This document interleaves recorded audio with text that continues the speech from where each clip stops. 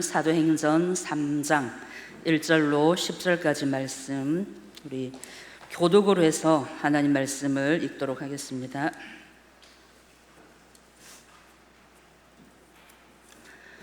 제9시 기도 시간에 베드로와 요한이 성전에 올라갈새.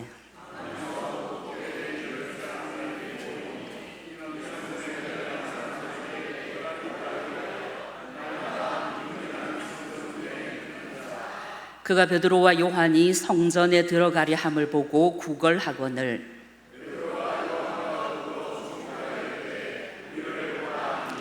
그가 그들에게서 무엇을 얻을까 하여 바라보거늘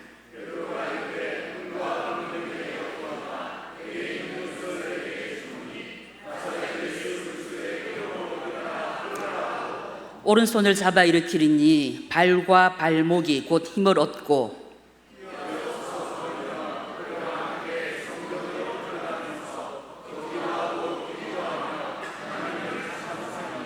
모든 백성이 그 걷는 것과 하나님을 찬송함을 보고 그가 본래 성전 미문에 앉아 구걸하던 사람인 줄 알고 그에게 일어난 일로 인하여 심히 놀랍게 여기며 놀라니라. 아멘.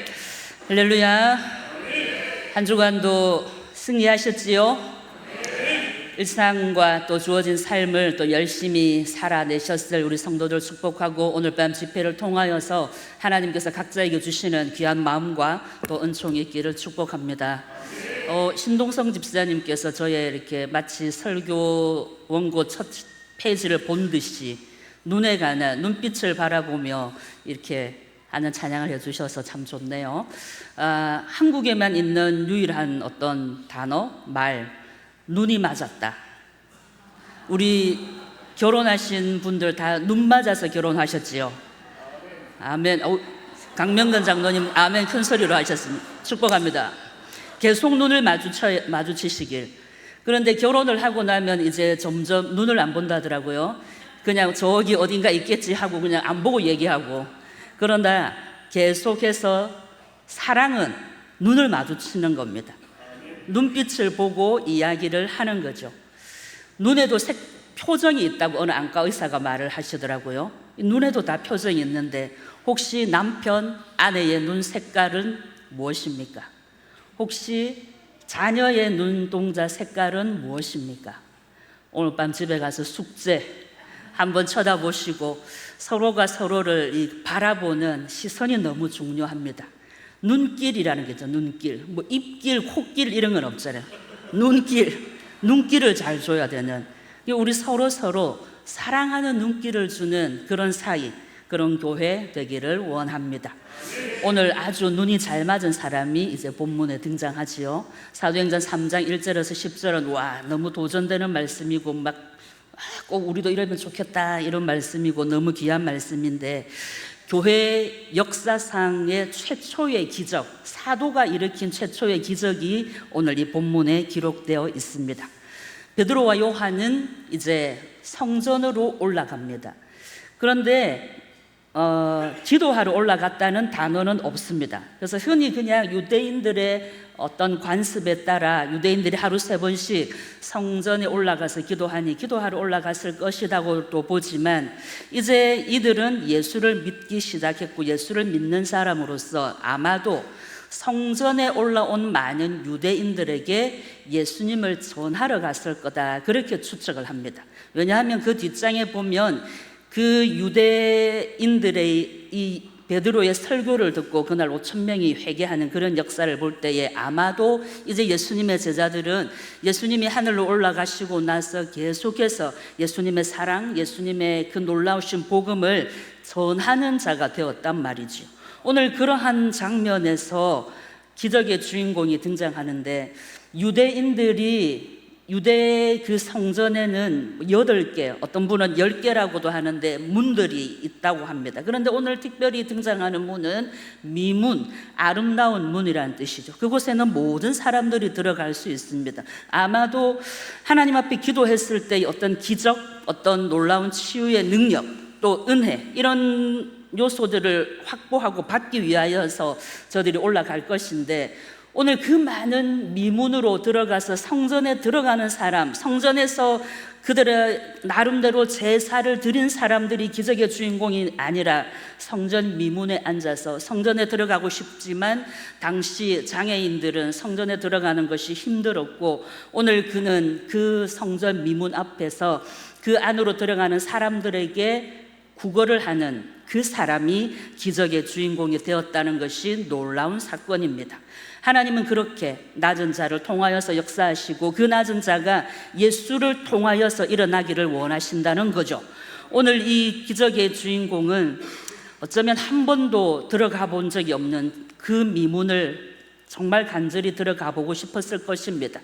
학자들에 의하면 그 미문은 230m나 되는 큰 문에 황동으로 칠해져 있고 금과 은이 장식이 되어 있는, 그래서 멀리서 봐도 너무너무 아름다운 문, 그 문으로 한번 들어가는 것만이 어쩌면 자기들의 뭔가를 이룰 것 같고, 또 여기 앉은 거리는 평생에 한 번이라도 그곳을 들어가 보고 싶은 마음이 얼마나 컸겠습니까? 그러나 그 누구도 자기를 성전 미문을 통과하여서 예배당 안으로 데려다주는 사람이 없고, 오늘 이 사람은 어제처럼 누군가에 의해서 미문 앞에 앉아 있습니다. 그리고 그가 하는 일은 구걸하는 겁니다. 지나가는 사람들에게 오늘 살 것들, 오늘 내가 먹고 살아야 할 어떤 것을 요청하고 요구하고 있습니다.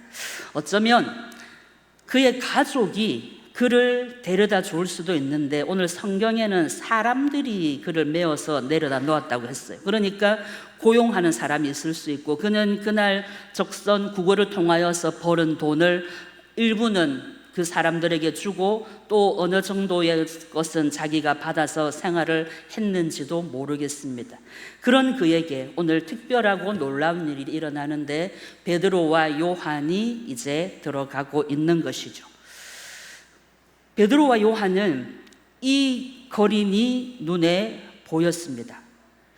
성전으로 들어가기 위하여서, 그 미문을 통과하기 위하여서 걸어가는데, 어쩌면 어제도 동일하게 앉아 있을 수도 있고 어제도 그 사람을 보았을 수도 있는데, 오늘은 유난히 그 사람이 눈에 크게 달아옵니다. 그리고 그 사람을 봅니다. 그 사람에게 예수 그리스도를 전해야 되겠다는 강력한 마음이 베드로를 움직이기 시작합니다. 그래서 우리를 보라라고 하죠. 6절에 나사렛 예수의 이름으로 일어나 걸어라 라고 말하기 전에 3절에서 5절까지는 본다라는 동사가 무려 4개나 쓰여 있습니다. 우리나라 말 성경에는 그냥 동사 보다로 되어 있지만 헬라어에서는 전부 다 다르게 써져 있습니다.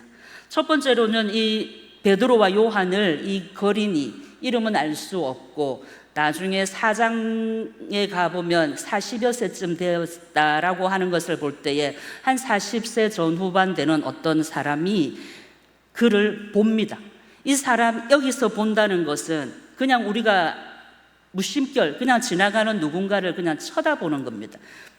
그런데 그 쳐다봄을 이 베드로와 요한은 우리가 더불어 주목하고 그 사람을 바라보았다고 했습니다. 그러니까 베드로와 요한이 본 것은 단순히 그냥 무심코 지나가는 어떤 사람, 저기 앉아있는 어떤 사람 그냥 본 것이 아니라 응시한다는 거거든요. 조금 자세히 살펴본다는 겁니다.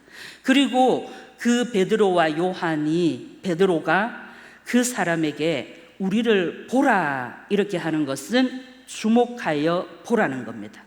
주목하여, 당신 지금 나를, 우리를 주목하여 보십시오 라고 쓰고 있고, 이제 이 거린이 베드로가 주목하여 보라 라는 그 말을 듣고 바라보았을 때 이 보다는 끈질기게 강력하게 붙드는 것, 정말로 강하게 무언가를 붙든다는 표현을 가지고 있습니다. 그러니까 본다라는 범위가 굉장히 넓어지고 깊어졌지요.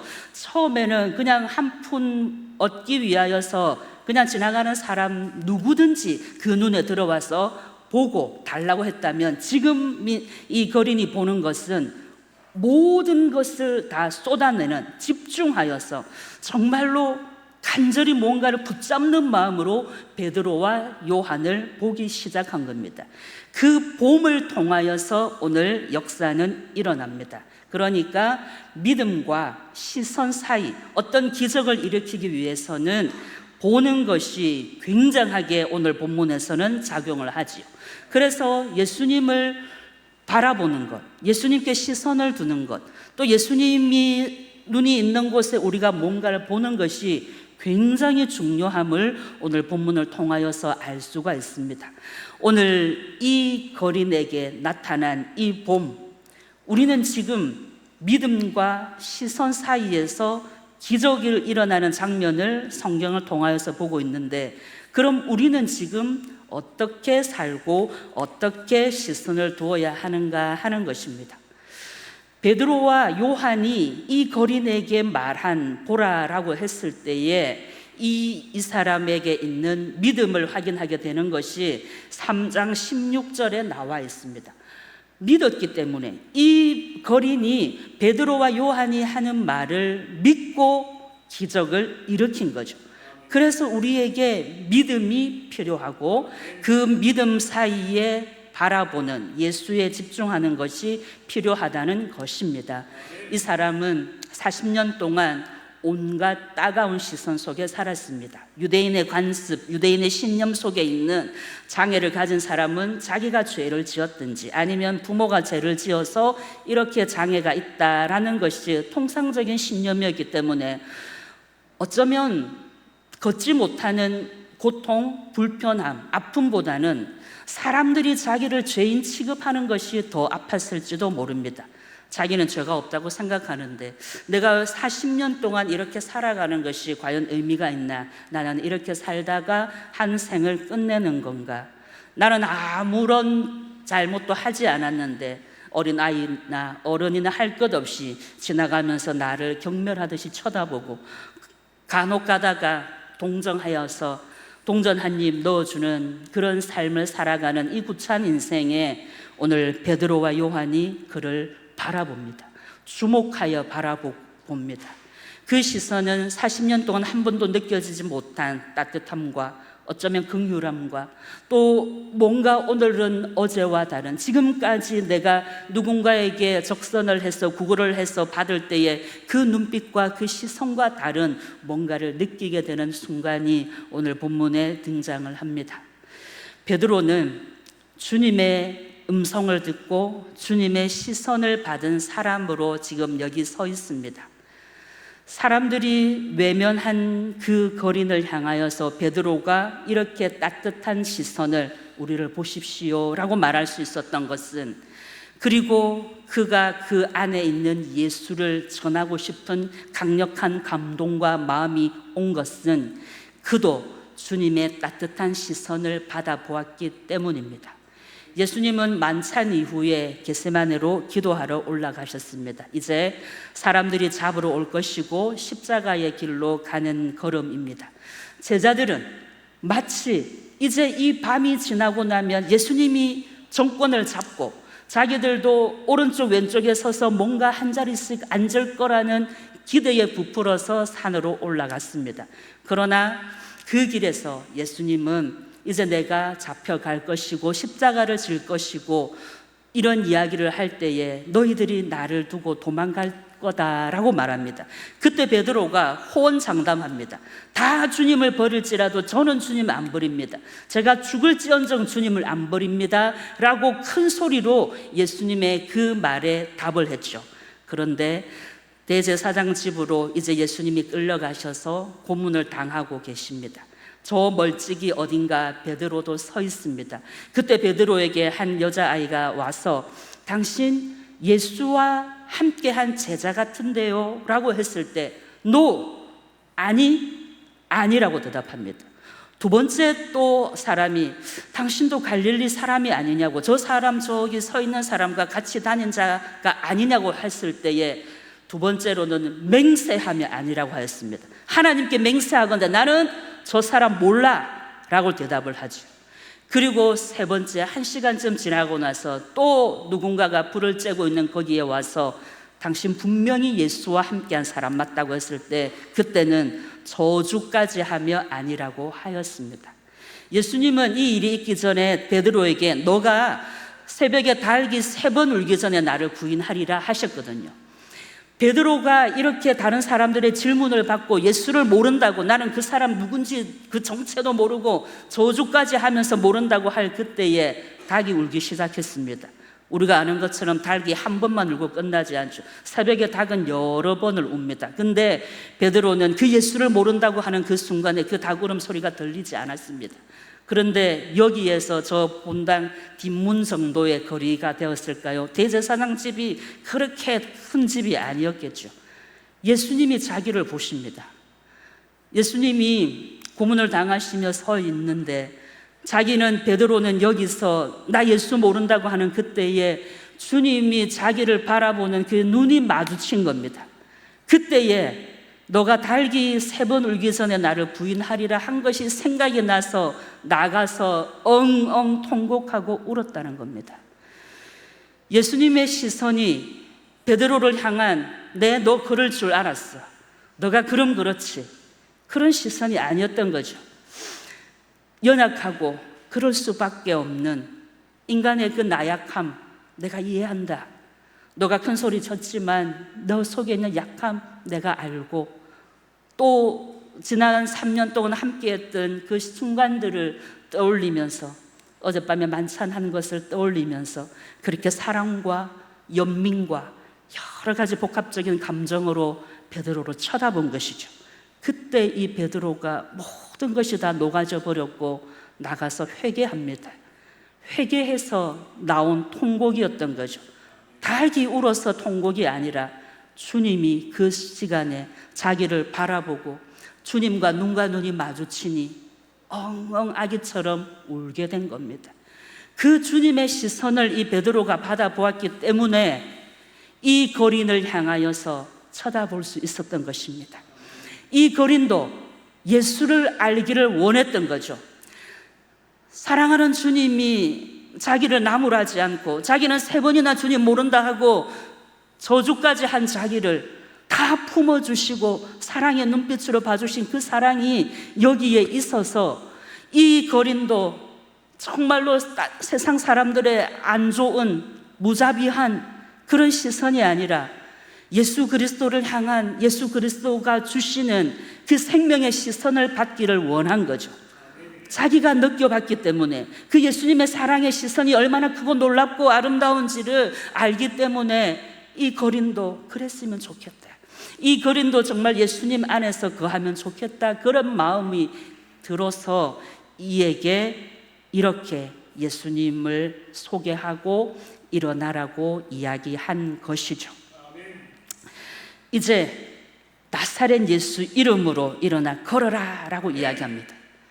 성경에는 나사렛 예수 그리스도의 이름으로 라고 되어 있지만 원어에는 이름 안에서 이렇게 되어 있습니다. 그러니까 예수 그리스도가 어떤 일으키게 하는 도구가 아니라 예수 그리스도 안에 내가 들어가는 것이 우선 될 때에 하나님께서는 나의 앉아있는 모든 것을 일어나게 하신다는 겁니다. 베드로가 이 자에게 말해주고 싶은 것이, 당신이 예수 알기를 원합니다. 예수 안에서 예수를 만나고 예수 안에 있는 믿음을 통하여서 당신의 불행하고 아프고 상처난 모든 것들이 일어나기를 원합니다. 그 말을 해주고 싶은 거예요.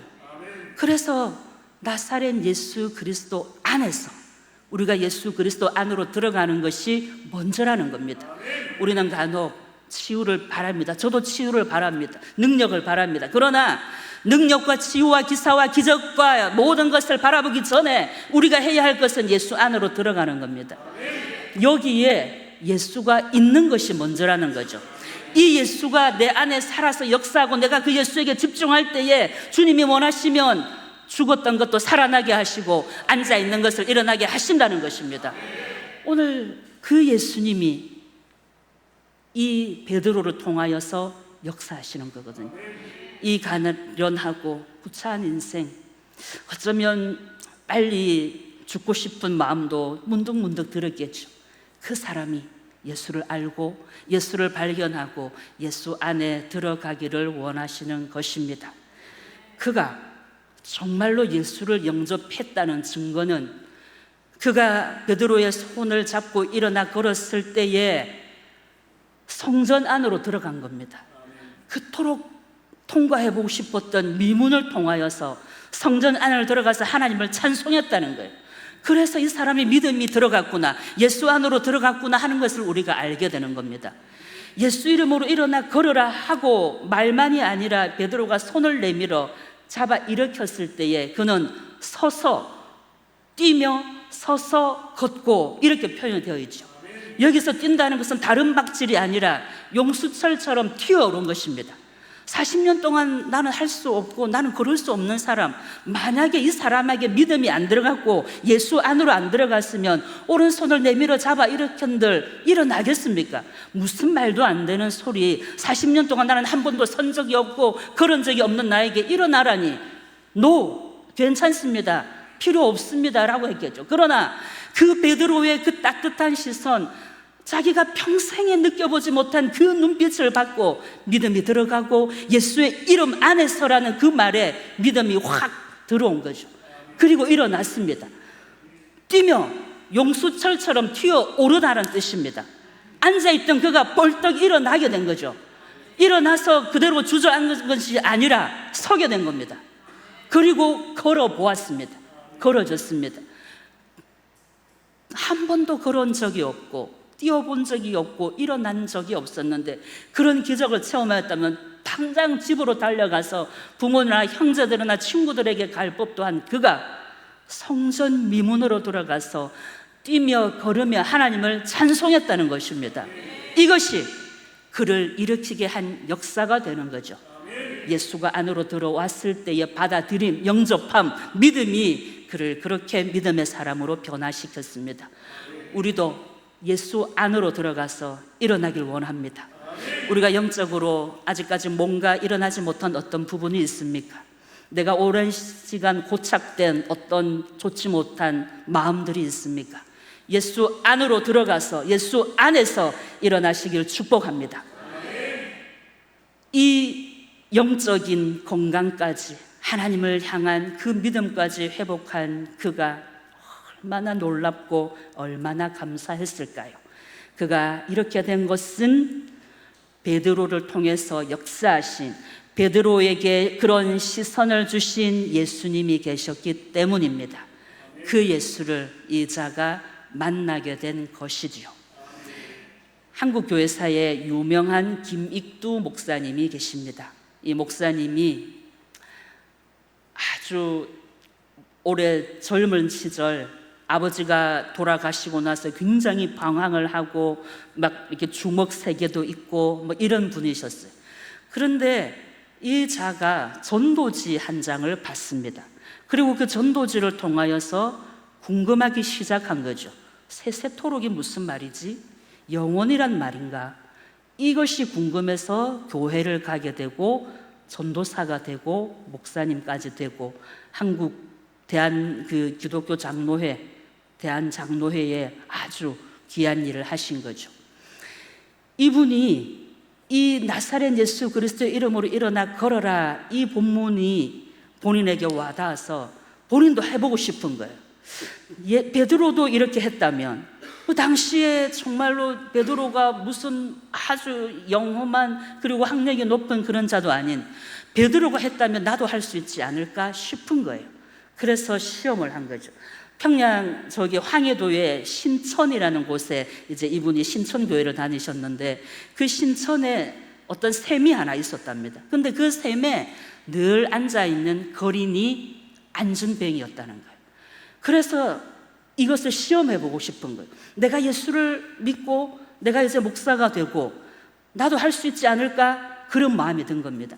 그래서 항상 지나다니다가 보았는데 어느 날 그 샘에 갔더니 사람들이 많이 없는 겁니다. 사람들이 많이 없어서 한번 시험을 해봐야 되겠다 해서 이 분을, 이 안전뱅이를 잡고 나사렛 예수의 이름으로 일어나 걸어라 했는데 안 일어납니다. 안 일어나고 아우 아프다고 오히려 막 소리를 치고 하는 것을 경험하고 나서 본인이 엄청 부끄럽고 민망하더래요. 누군가가 볼까 싶어서 곧장 그분에게 미안하다 얘기하고 돌아와서 교회에 앉았는데 그렇게 눈물이 날 수가 없더래요. 하나님의 어떤 기적을 마치 내가 할 것처럼, 내가 능력이 있는 것처럼 내가 하려고 했구나 하는 마음이 들어서 회개도 나오고, 하나님, 그 사람이 불쌍하기도 하고, 먼저는 그 사람에 대한 어떤 안타까움이 그 마음을 이제 막 적셔오는 겁니다.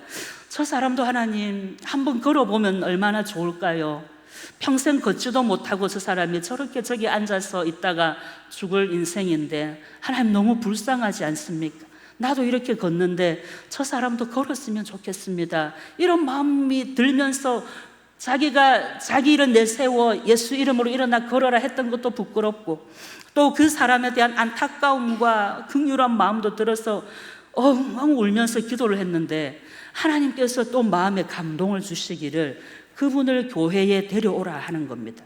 그래서 그 세무로 가서 그 앉아있는 분을 찾으러 갔더니 이분이 깜짝 놀랐겠지 않겠어요? 안 와도 된다고, 오시지 말라고 이렇게 했는데, 가서 제가 오늘 꼭 하고 싶은 게 있다고, 우리 교회에 가서 기도 한번 같이 하자 이렇게 했답니다. 그리고 그분을 들쳐 업고 교회로 데리고 와서 그 밤에 계속해서 기도를 해 주었답니다. 정말 하나님, 살아계신 하나님, 그 역사하신 하나님, 오늘 밤 이분이 걸으면 좋겠습니다.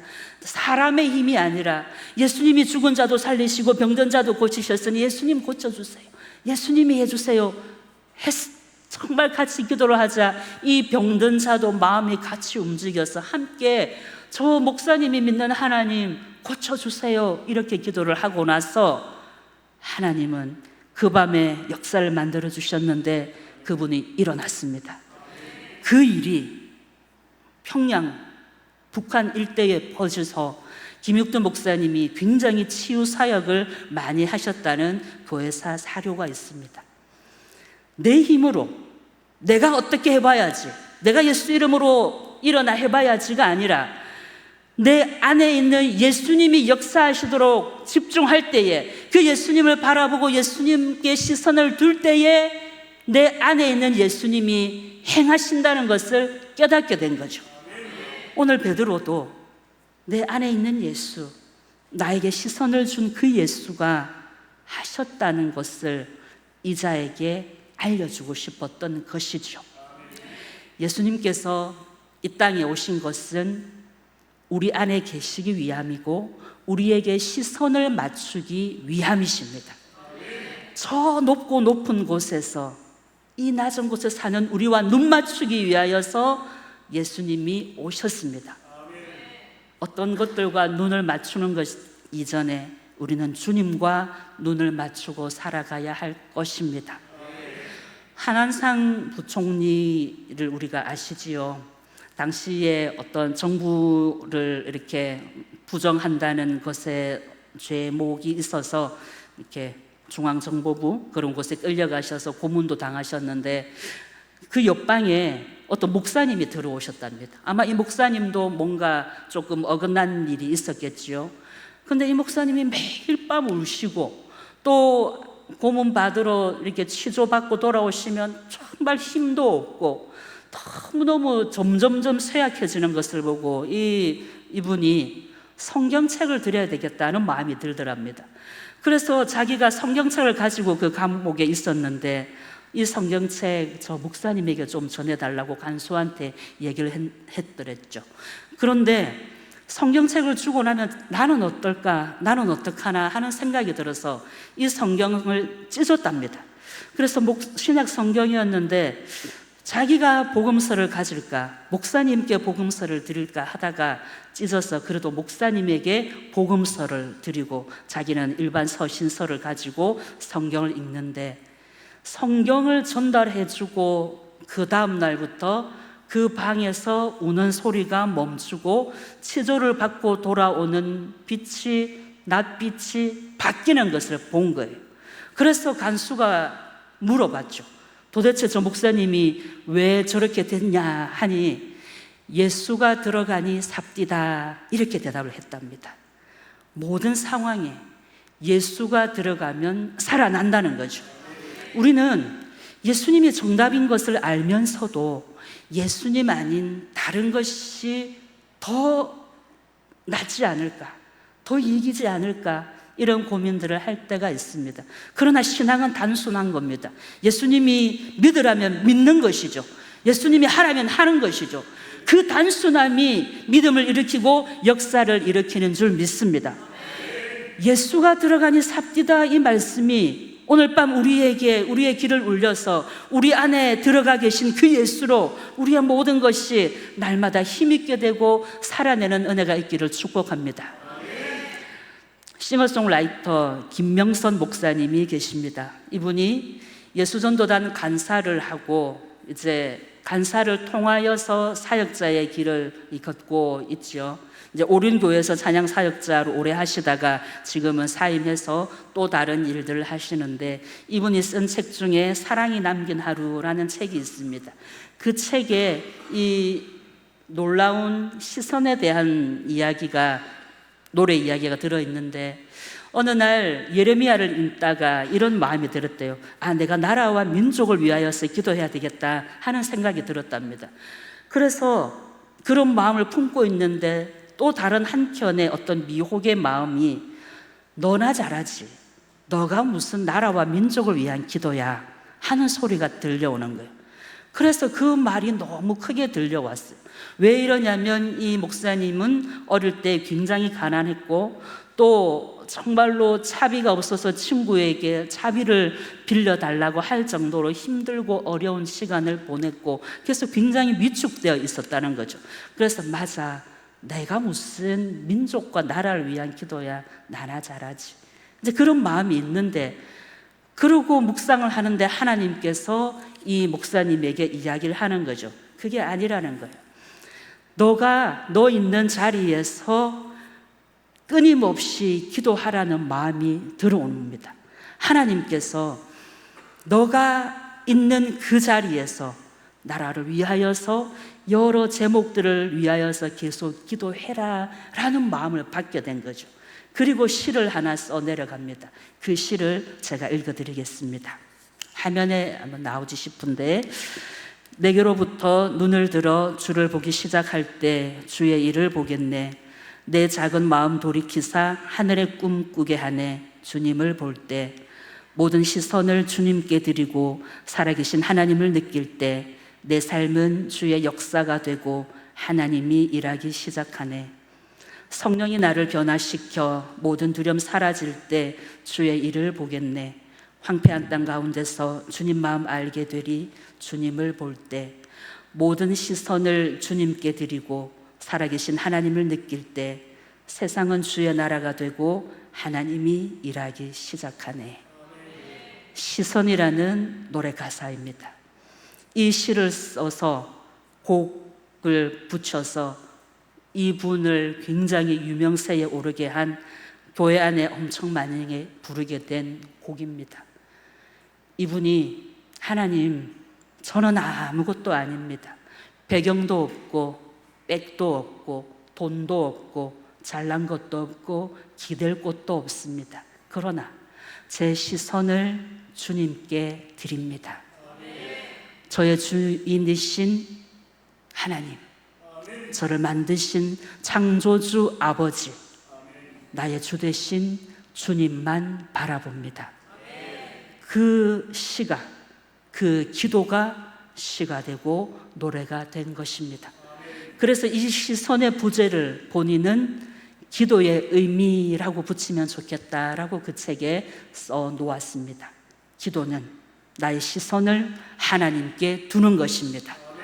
오늘 밤 우리가 기도할 때에 오롯이 주님께 시선을 드리고 집중하고 고정하기를 원합니다. 거린이, 베드로와 요한이 우리를 보라라고 했을 때에 그가 온 마음을 다해서 그 베드로에게 집중하고 이것 아니면 안 될 거다라는 마음으로 절박하게 간절히 붙잡은 그 봄이 오늘 우리 밤 기도 시간에 우리 평생의 신앙생활에 있기를 원합니다. 요즘 우리 뭐를 많이 보고 있습니까? 유튜브, 매스컴, 여러 가지 것들이 나를 흔듭니까? 오늘 내 시선의 끝에 자녀가 있고 주님이 계십니까? 자식들을, 가족들을 더 격려의 시선으로, 지지의 시선으로, 사랑의 시선으로 봐주십시오.